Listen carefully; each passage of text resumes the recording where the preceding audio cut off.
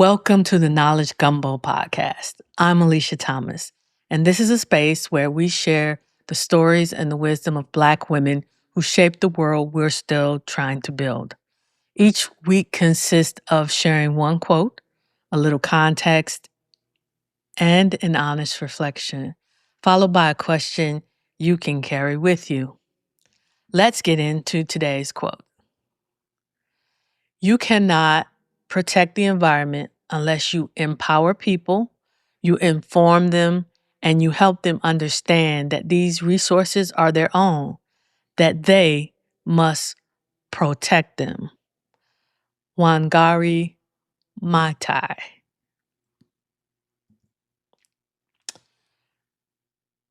She was born in rural Kenya,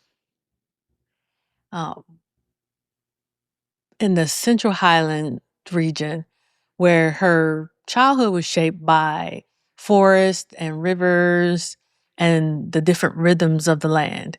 She became the first East African woman to earn a doctorate, receiving her PhD in veterinary anatomy from the University of Nairobi in 1971.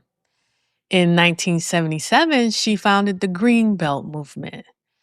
And this movement mobilized women across Kenya to plant trees as an act of environmental restoration, community empowerment, and resistance.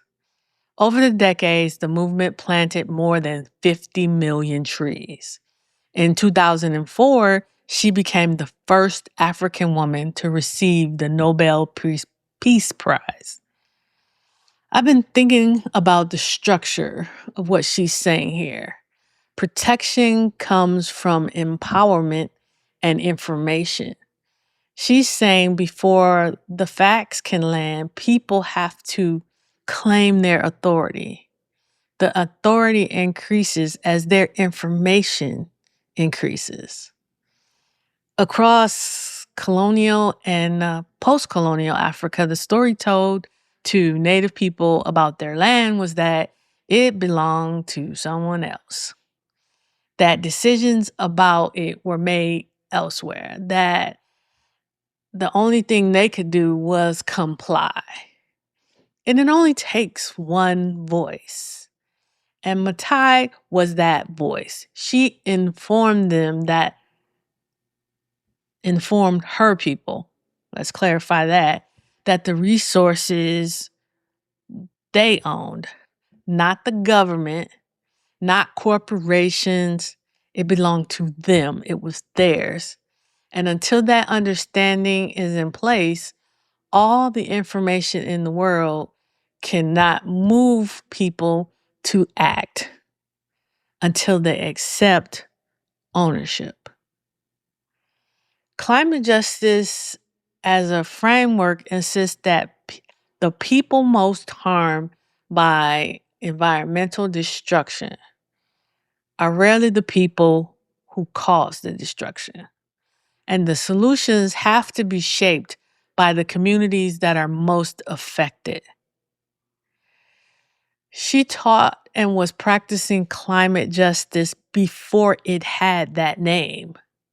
The women of the Greenbelt movement were not just planting trees. They were reclaiming authority over their land, their water, and their futures. They were saying that Kenyan women walking hours to find clean water is both a personal and a political problem.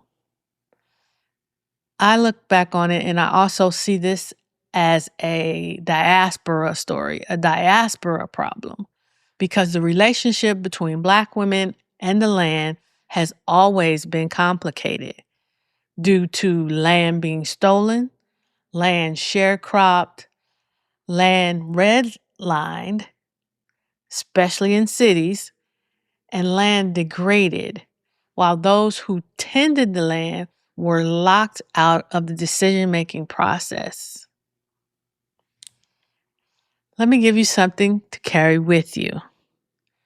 What around you, and it could be a community, it could be a resource or a relationship, that belongs to you in ways you haven't fully claimed?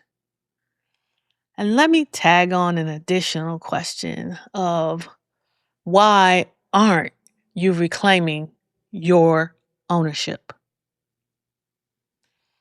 That brings us to the end of today's serving of the Knowledge Gumbo Podcast. Thank you for sharing one of your greatest gifts, and that is the gift of time. If this quote stirs something for you, like a fresh pot of gumbo, let it simmer and choose to share it with love. Until next time, take great care of your mind, your body, and your soul.